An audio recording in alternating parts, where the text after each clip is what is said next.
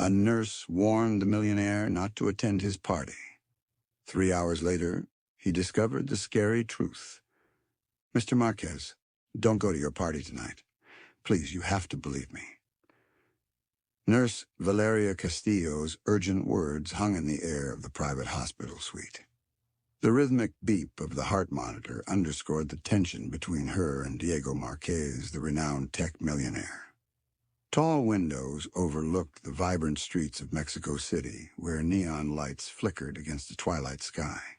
Diego paused, adjusting his tie around his crisp collar.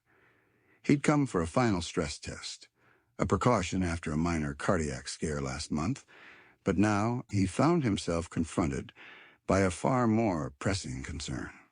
Valeria had burst into his room, eyes wide with alarm. She wasn't one to panic easily. In fact, she'd calmly guided him through his most recent health crisis. But now her composure seemed to hang by a thread. He cleared his throat, trying to project calm. "Valeria, you've been my nurse for a year. I trust you. But you have to explain what's going on. Why can't I attend my own gala? This is a major fundraiser for children's robotics education, a cause we've both championed. Canceling now would be a disaster." She swallowed hard, glancing at the open door to ensure they were alone. "I overheard something in the waiting room," she began, her voice low. "A man was on his phone, talking about you. At first I thought it was a standard conversation. People gossip about you all the time, being a public figure. But then he mentioned your heart condition, your schedule tonight." Her voice trailed off as a pulse visibly throbbed in her neck. "The word removal, like he was planning to remove you permanently." Diego's expression darkened. "That's quite an allegation. Did you get a look at him?" Valeria nodded. "He was tall, maybe early 40s, wearing a charcoal suit. He had your name scribbled on a notepad with the words 'Tonight, 9 p.m.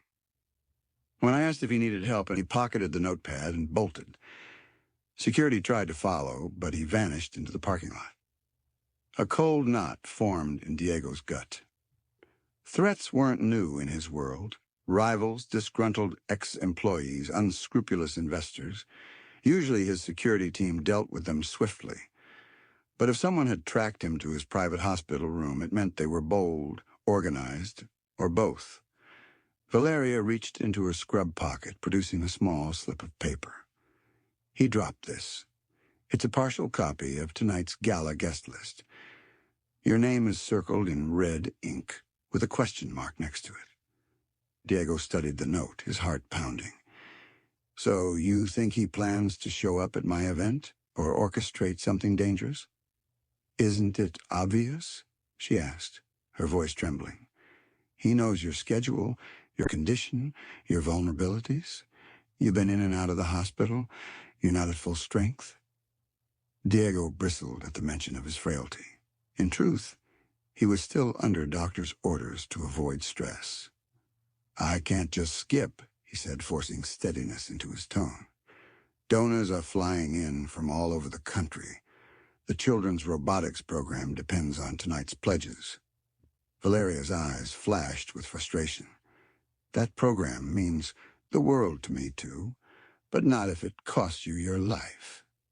He squeezed the slip of paper between his fingers. "I have an extensive security detail led by Alejandro Torres. He's ex-military. If there's a credible threat, we'll handle it." As Diego prepared to leave the hospital, Valeria couldn't shake the feeling that they were missing something crucial. She glanced at the clock. 8 p.m. They had less than an hour before the gala began. And then it hit her. The man in the charcoal suit hadn't acted alone. Someone inside Diego's inner circle had leaked his schedule, and they were running out of time to uncover the traitor. "They'll keep me safe," Diego insisted. "But threats can slip through the cracks," Valeria pressed on. "Let me come with you, just as a precaution. I can watch for anything strange and keep an eye on your vitals. You'll need monitoring anyway, right?" Diego exhaled sharply but relented, his resolve softening slightly. "Fine," he said. "I appreciate how much you care, but if this is real, we have to act carefully." He grabbed his phone. "I'll call Alejandro and inform him of everything you heard. We'll triple-check the guest list, coordinate with local law enforcement if needed, and keep the event on track." "Understood," Valeria nodded, though worry was etched deeply into her features. "Just promise me one thing, Mr. Marquez. If we see any sign of trouble, you won't hesitate to leave. $1 million fundraiser isn't worth your life." He gave her a faint, reassuring smile, one that didn't quite reach his eyes. "I promise. Now let's go. We only have 3 hours until showtime." They left the hospital suite side by side, tension thick enough, taste in the corridor. Diego's security personnel formed a protective flank around him as camera flashes erupted from a few lurking paparazzi. No doubt curious why a high-profile millionaire was at the hospital so close to his gala. But Diego ignored them, his heart drumming as they reached the elevator. Valeria's phone buzzed with a text. She glanced at it, her face paling. "What is it?" Diego asked. Her voice shook. A message from an unknown number. Leave the party to stay alive or face the consequences. Someone clearly wanted him away from that gala, and it was too late to pretend none of this was real. By 7 p.m., Diego Marquez's sprawling lakeside estate in Mexico City was already a hive of activity. Limousines rolled up the curved driveway, delivering an eclectic mix of corporate titans, Hollywood celebrities, and philanthropic families. Towering palm trees lined the entrance, sparkling with fairy lights, while a red carpet shimmered under discreet LED spotlights. Inside the grand foyer, an artful arrangement of robotics displays showcased miniature drone prototypes and mechanical arms. The breakthroughs Diego's foundation sought to bring to underprivileged children. Soft jazz music floated from the central ballroom, where caterers in pristine uniforms glided between tables laden with gourmet hors d'oeuvres. Standing at the top of a marble staircase, Diego surveyed the scene below, his heart pounding beneath his tailored tuxedo. Usually he thrived at events like this, charming donors, forging new alliances. But tonight, each fresh arrival seemed tinged with menace. Valeria hovered nearby, wearing a simple black cocktail dress that contrasted sharply with her nurse's badge pinned discreetly at her waist. She clasped a small medical kit, overshadowed by her vigilant gaze.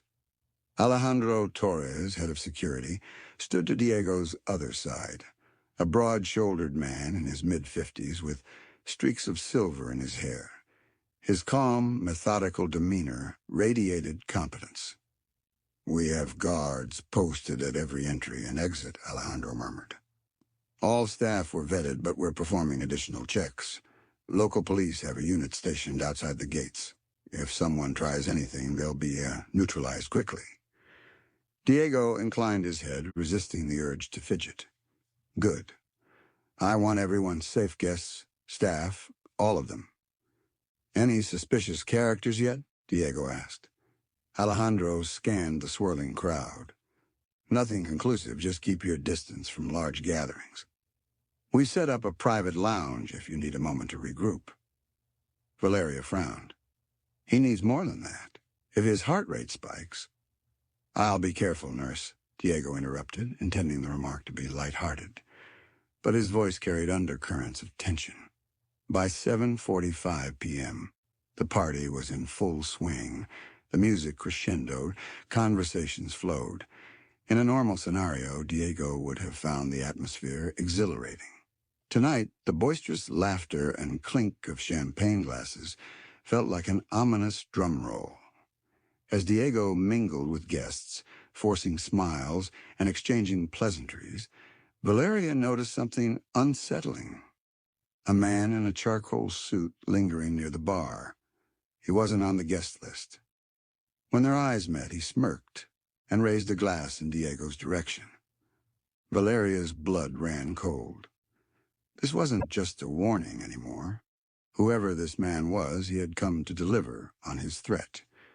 Diego accepted polite greetings and handshakes, all the while scanning for the unknown face that might be plotting to remove him. Midway through greeting a major donor, he noticed Valeria stiffen nearby. Her eyes were locked on a man standing near the robotic arm exhibit. He wore an elegant suit, a bright red tie, and an expression that flickered with unease. Valeria excused herself from Diego's side, drifting closer to get a better look. The man seemed to sense her scrutiny. He abruptly turned, disappearing into the hallway leading to the service area. Valeria's adrenaline surged. She beckoned quietly to Alejandro. There. He's leaving. No name tag, no visible invitation. I caught him staring at Diego. Alejandro nodded sharply. I'll check it out. You stay with Mr. Marquez. Moments later, Alejandro slipped into the hallway in pursuit. Valeria returned to Diego, discreetly relaying what she'd seen. We can't assume everyone without a name tag is an assassin, Diego said, frustration creeping to his voice. But we can't ignore it either. I want to know who that was. The minutes inched by, tension coiling. Then suddenly, Diego's phone vibrated. He glanced at the screen, a text from Alejandro. Lost him in the staff corridor. Checking the perimeter. Will update. He showed it to Valeria, her lips thinned. So he got away. Do you see why I wanted you to cancel? She asked quietly. Before Diego could respond, a thunderous crash resonated from across the ballroom. Gasps and shrieks rippled through the crowd. They turned to see one of the robotic displays, an intricate, full-scale mechanical exoskeleton, toppled over. Glass shards from a nearby display case littered the floor, shining under the chandelier lights. A woman clutched at her arm, blood trickling through her fingers. One of the metal components had sliced her when the exoskeleton collapsed. In the sudden panic, guests scrambled back, forming a ring around the wreckage. Staff rushed in with towels and first aid kits. Diego and Valeria dashed forward, hearts hammering. The exoskeleton had been stable earlier, Diego muttered, his mind racing. Could it have been tampered with? An act of sabotage? To sow chaos? Or a near miss intended to harm him or someone close by? Valeria knelt beside the injured guest, pressing gauze to the wound. She cast Diego a worried look. If that thing had tipped a few feet closer, it could have crushed someone. Diego felt a surge of cold dread. The malicious orchestration of this night was becoming clearer. Whatever was happening, it was no simple coincidence. The party that should have celebrated hope and innovation was turning into a swirling storm of danger, and it was still hours from ending. The immediate aftermath of the exoskeleton collapse was a tangle of raised voices, shattered glass, and urgent medical care. Security personnel ushered the rattled guests to safer areas while Alejandro radioed for reinforcements. The mansion's interior lights flickered as the elaborate LED system adjusted in response to a sudden power surge, another sign something was off. Valeria helped the wounded woman onto a nearby chair. Despite the blood, the gash was superficial. Keep pressure here, she instructed gently. I'll get you a paramedic. A roving medical technician arrived soon after, taking over treatment. Diego hovered anxiously, trying to reassure the frightened onlookers. The situation's under control, he told them, mustering a steady tone. Our staff will investigate what caused that equipment to fall. Yet inside, Diego felt anything but calm. He pulled Valeria aside. Could that exoskeleton have been sabotaged? Bolts loosened? Cables snipped? She gave a grim nod. It's possible. I inspected the exhibit earlier, and the base seemed secure. Something changed between then and now. Alejandro stepped up, listening to his earpiece. The lines in his forehead deepened. Our team did a quick check. Some supports on the exoskeleton stand were forcibly tampered with. Tools left behind. We have them bagged for fingerprints. He paused. and the man in the red tie is nowhere to be found. Diego cursed under his breath. Any sign of forced entry or suspicious vehicles? Not yet, Alejandro replied, lips pressed thin. We're monitoring the gates. I have more men posted inside now. I'd recommend you temporarily suspend the event, sir, or at least minimize the crowd while we sweep for more hazards. Diego swallowed, fighting an internal battle. Canceling the event would mean letting down thousands of children, hoping for scholarship funds. But continuing in the face of mounting threats seemed foolish. He turned to see a cluster of donors glancing nervously his way. If he pulled the plug without explanation, it could trigger a stampede or a rumor mill about bombs. Valeria laid a hand on his arm. Diego, your vow to help kids is admirable. But how many more accidents need to happen before you take cover? He raked a hand through his hair. Okay. As Diego debated whether to evacuate the gala, another alarming message appeared on his phone. A live feed link sent anonymously. When he clicked it, the screen displayed a chilling image, a timer counting down from 10 minutes, superimposed over footage of the mansion's main ballroom. Beneath it, a single line of text read, "Your life ends tonight." Diego's blood ran cold.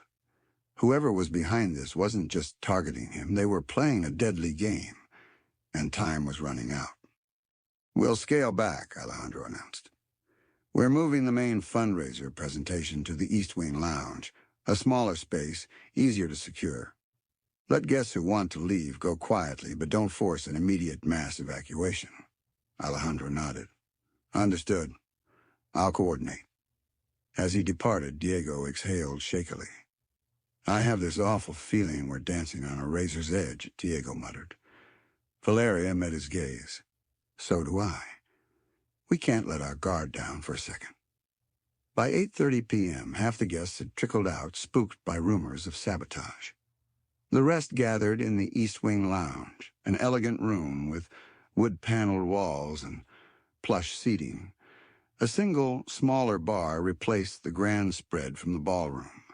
Outside the lounge, security formed a tight perimeter. Diego and Valeria stood near a floor-to-ceiling window overlooking the moonlit lake. The soft murmur of conversation filled the lounge, accompanied by the muted clink of glasses. On a normal night, the tranquil setting would be perfect for intimate fundraising. Now it felt like a fortress, with tension swirling beneath the polite facade. Suddenly, Diego's phone buzzed. He pulled it out, heart jolting at the unknown number. The text read, "Leave now, or we'll do more than tip over displays. This is your final warning." He gritted his teeth and showed it to Valeria.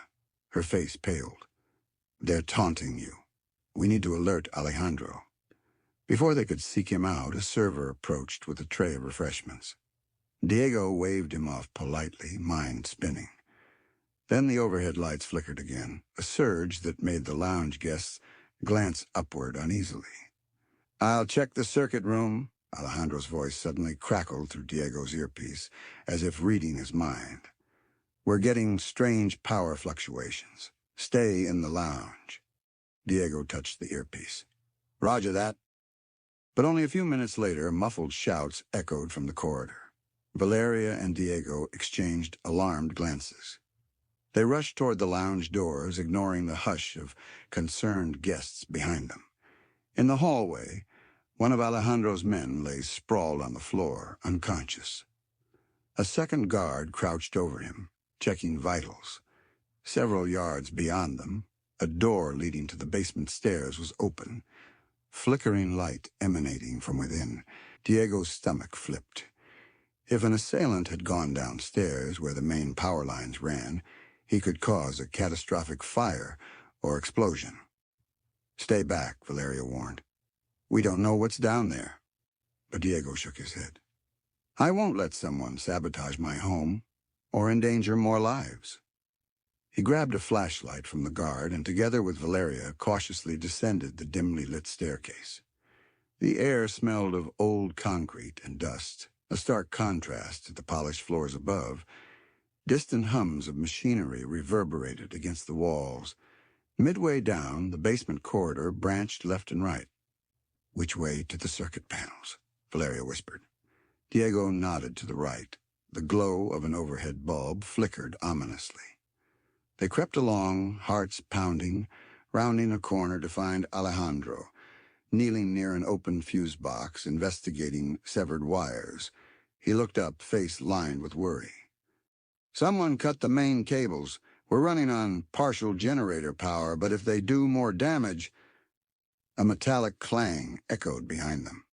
Alejandro shot to his feet, gun drawn.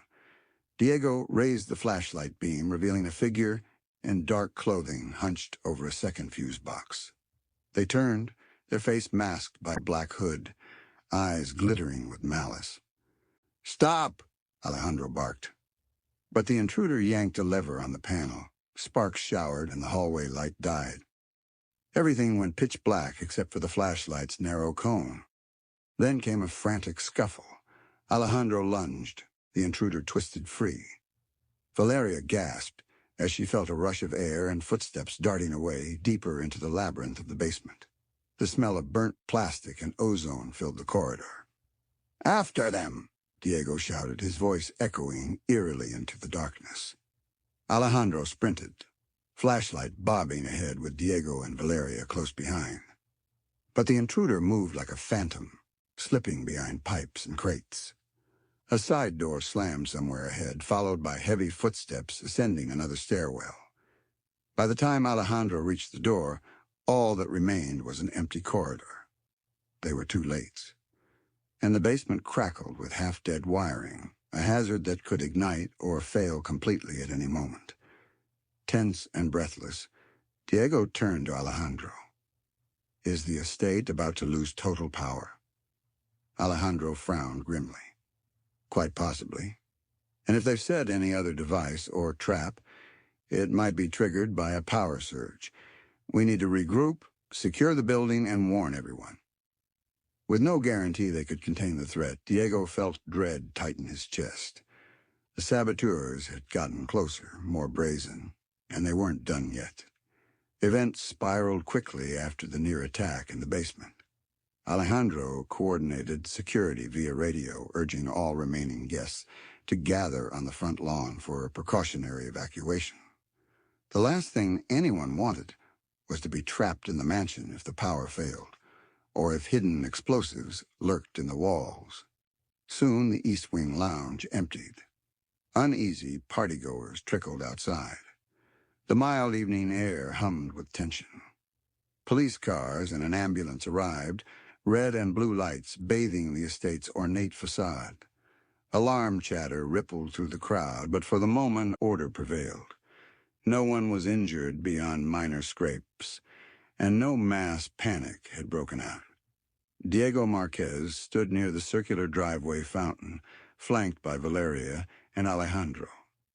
His tuxedo jacket felt heavier with each passing minute, as if weighed down by the dread of seeing his philanthropic dream crumble into chaos. From across the lawn, the deserted mansion loomed eerily. A police lieutenant named Morgan approached, notepad in hand. "Mr. Marquez, we need to discuss what happened tonight." As Lieutenant Morgan began questioning Diego, Valeria noticed something unsettling. A faint ticking sound coming from the bushes near the driveway.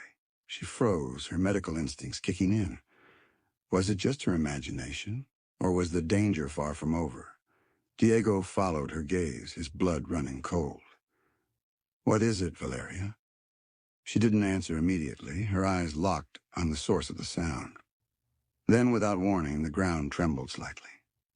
Somewhere deep within the estate grounds, a timer counted down. "We have your statement on the sabotage," Lieutenant Morgan said. "Any idea who might be behind this?" Diego shook his head, frustration evident. "I've got no shortage of enemies, but no direct evidence. We saw a man in a red tie inside who disappeared, and we just confronted another figure in the basement. Hooded, possibly a second accomplice." Morgan nodded. We'll run ID checks on any suspicious staff. My team is sweeping the interior for bombs or incendiary devices. Until we're sure it's clear, we suggest no one returns inside. Valeria gripped Diego's arm. Didn't you say earlier you saw footprints near the lake path? Or was that Alejandro? Alejandro spotted some tracks by the orchard, Diego corrected, glancing at the security chief. That might be an escape route to the back gate, Morgan tapped her pen thoughtfully. I'll send an officer to check it. She pivoted to Alejandro. Stay on this channel. Update me if you see anything unusual. As Morgan departed, Alejandro's phone buzzed. He glanced at it, face darkening. Sir, more trouble. One of our perimeter guards near the orchard is missing. No response. Diego swore under his breath. They might be targeting your team one by one. Valeria's eyes darted worriedly over the lawn. This is insane. Why risk all this chaos if the goal was just to harm you? They'd have tried a more direct approach. Diego exhaled, chest tight. Maybe they want to sabotage my reputation, ruin the biggest fundraiser I've hosted to date. A sense of defeat flickered in his eyes. If so, they've succeeded. This event is in shambles. Suddenly, the main foyer lights flickered ominously, then dimmed. A collective gasp rose from the guests outside. Moments later, the entire mansion went dark, only faint moonlight outlining its architectural silhouette. Even the decorative exterior bulbs fizzled out. Alejandro turned his gaze to Diego. We're down to emergency power in a few zones, if that. The saboteur must have severed the final lines. The building's effectively offline. Diego let out a ragged breath. Lieutenant Morgan's men are still inside. How will they search in pitch black? Alejandro was already speaking into his radio. Static crackled, punctuated by brief voices. They have flashlights and backup gear, but it's risky. A tense minute ticked by. Then Alejandro stiffened, pressing a hand to his earpiece. New update. The orchard side gate is open. They suspect the intruder may have escaped. The orchard guard is found unconscious, still breathing, but no sign of the assailant. Diego's shoulders sagged. So that's it. They're gone. The triumphant roar of an engine suddenly tore through the night. Everyone turned to see headlights blazing near the far side of the property. A sleek black SUV sped out from behind the stables, smashing through a lower fence with a shower of splintered wood, then skidding onto the winding driveway. Police and security rushed after it, shouting commands. Alejandro and Diego instinctively ducked behind a stone planter, Valeria following suit. The SUV tore across the grass, ignoring the main exit as it passed. Diego glimpsed two silhouettes inside, faces obscured by tinted glass and the reflection of swirling red and blue police lights. Officers opened fire at the fleeing vehicle's tires. Gunshots echoed across the lawn. The SUV swerved violently, fishtailing, then slammed into a decorative fountain with a bone-jarring crunch. Steam erupted from its mangled hood. Police swarmed the area. Alejandro signaled his men, running forward to form a blockade around the smoking wreck. Diego and Valeria peered over the planter, hearts hammering. Was this the sabotage team caught in the act? Doors flung open. One occupant stumbled out, unsteady. Shots rang out again. Police demanded he drop any weapons. As the smoke cleared, Diego caught sight of something chilling. The driver's seat was empty. But how? He hadn't seen anyone else exit the vehicle. Then a voice crackled over Alejandro's radio. Sir, we've got movement near the boathouse. Someone's heading toward the lake. Diego clenched his fists. Whoever these people were, they weren't done yet. And the danger was closer than ever. The man collapsed to his knees, hands raised. The second occupant tried to bolt from the passenger side, but officers tackled him to the ground within seconds. Both suspects were cuffed, their shouts drowned out by the cacophony of sirens and flashing lights. Diego felt a surge of relief so strong it nearly buckled his knees. Could these be the culprits behind all the terror? Yet a gnawing doubt lingered. He'd seen at least two distinct individuals inside his mansion earlier, a man in a red tie and a hooded figure. Were these the same people, or part of a larger group? The final outcome was uncertain, but at least the immediate danger seemed contained. Valeria exhaled shakily, pressing a hand to her forehead. Please tell me this nightmare is almost over. Diego gave her a weary look. I hope so. Let's see who we've actually caught. An hour after the dramatic chase and crash, the Marquez estate was a patchwork of flashing police lights. Scattered guests departed in a slow trickle, while local news crews gathered beyond the tall, wrought iron gates. The once grand gala lay in disarray, tables overturned, displays wrecked, the main mansion powerless. Diego Marquez stood by an ambulance at the edge of the driveway, providing his statement to Lieutenant Morgan. Valeria Castillo hovered close, shoulders drooping in exhaustion. Her nurse's instincts kept her alert for anyone needing medical attention, but mostly her mind reeled from the night's harrowing events. Morgan flipped her notepad shut. We've identified the two suspects from the SUV. One is Thomas Flint, known for hacking and corporate espionage, possibly hired by your competitors. The other is Jared Fulton, an ex-security consultant with a grudge against your firm. Both were armed with stolen access passes. We suspect they planted sabotage devices throughout your estate. Diego's brows knitted. Did they explain the motive? Not in detail, Morgan replied, sighing. They keep saying someone else is in charge. Could be an even bigger scheme. We'll keep investigating. Meanwhile, the bomb squad's clearing the mansion. No sign of large explosives yet, just tampered wiring. Alejandro Torres joined them, wincing from bruised ribs he'd sustained during the basement scuffle. Thank you, Lieutenant. We'll remain vigilant for any accomplices. Then he turned to Diego. Sir, I'm sorry we couldn't stop them sooner. Diego placed a hand on Alejandro's shoulder. You did everything possible. Lives were saved tonight because of your team's swift response. A wave of relief washed over Alejandro's stern features. He gave a curt nod and went off to monitor the property's final sweep. Valeria softly cleared her throat. Diego, your heart. Are you okay? She placed a gentle hand on his wrist, feeling for his pulse. The beat still thudded a little too fast. He offered a tired half-smile. I'm better now that you're here. You've been my guardian angel since that day in the hospital. Thank you for not letting me shrug off this threat. Her cheeks warmed. I wish you'd canceled the party outright, but we made it. And hopefully raised some funds before everything fell apart. She looked around at the mansion's dark windows. I'm so sorry it ended like this.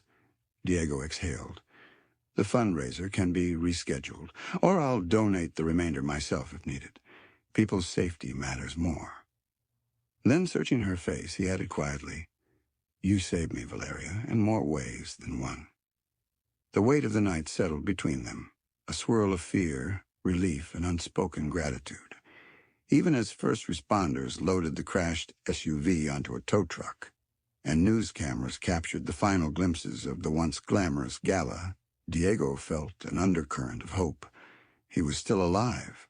The sabotage had been thwarted. The philanthropic dream could be revived another day. By 1 a.m., the estate emptied of guests. The only remaining vehicles were police cruisers, security SUVs, and one final ambulance for routine checks. Lieutenant Morgan gave Diego a final handshake. We'll update you as soon as we learn more about the mastermind behind this. For now, get some rest, Mr. Marquez. He nodded gratefully, turning to Valeria as the police pulled away. The mansion's dark, but I can't leave until... As Diego spoke, a faint vibration buzzed in his pocket. It was his phone, another text from an unknown number. This time the message read, You think it's over? Look closer. Diego froze, dread creeping back into his chest. What had they missed? And why did it feel like the real danger was only beginning? I'm sure my staff is safe, Diego said firmly. You should go home. I'll have Alejandro drive you. Valeria pressed her lips together, resolve etched on her face. I'm not leaving you alone in that big house without power, especially after everything that happened. A soft smile tugged at her mouth. I'll stay, at least until you're settled. Doctor's orders. A quiet laugh escaped him, the first genuine sign of humor all evening. All right, nurse. Let's go inside. We'll find flashlights, maybe candles, then see if the bomb squad has left any safe corners for us. They ventured past the ambulance lights, stepping through the main doors into the faint glow of emergency lamps. The grand foyer was eerily silent, the enormous windows revealing a starry sky. Valeria found a couple of flashlights in a storage closet, their beams dancing along the marble floors, illuminating scattered decorations, half-empty glasses, and toppled chairs, a testament to what was supposed to have been a night of celebration. Diego took a shaky breath. I can't believe this is how the night ended. All that planning, months of organizing, undone by sabotage. Valeria pointed the flashlight at his face, her eyes kind. Undone or tested. If you ask me, your mission isn't destroyed, it's just delayed. You'll rebuild, stronger security, better precautions. And if you need any help, medical or otherwise, I'll be here. He felt an unexpected lump in his throat. I'm so grateful, Valeria. For everything. She gently lowered the flashlight, letting darkness settle around them again. You're right. Tonight was a test, and we passed. They made their way to a quieter corner of the lounge. Across the estate, Alejandro's men were finishing final checks. Tomorrow, an entire world of press and speculation awaited. But for this moment, Diego allowed himself to feel only relief and gratitude. He inhaled deeply, letting the night's tension ebb away. If you told me 3 hours ago that we'd be chasing saboteurs in my own basement. He trailed off, raising an eyebrow. Valeria grinned, finishing his sentence with a wry smirk. You would have said I was being overprotective, right? He chuckled softly. Yes, and I would have been very wrong. Thank you for joining us on this tense and heartfelt journey where courage and compassion triumphed over sabotage and fear. If you found yourself gripped by this story, there's so much more to explore. Please consider subscribing to Timeline Stories, a channel dedicated to bringing you inspiring, suspenseful, and deeply human tales. Your support keeps the stories flowing and reminds us that even in our darkest moments, hope and resilience can shine through. So go ahead, hit that subscribe button on the Timeline Stories channel and continue with us on more amazing journeys that spark the imagination and stir the soul. Thank you for reading. Stay safe and remember, sometimes the smallest warning can make the biggest difference. Gripped by this story, there's so much more to explore. Please consider subscribing to Timeline Stories, a channel dedicated to bringing you inspiring, suspenseful, and deeply human tales. Your support keeps the stories flowing and reminds us that even in our darkest moments, hope and resilience can shine through. So go ahead, hit that subscribe button on the Timeline Stories channel and continue with us on more amazing journeys that spark the imagination and stir the soul. Thank you for reading. Stay safe and remember, sometimes the smallest warning can make the biggest difference.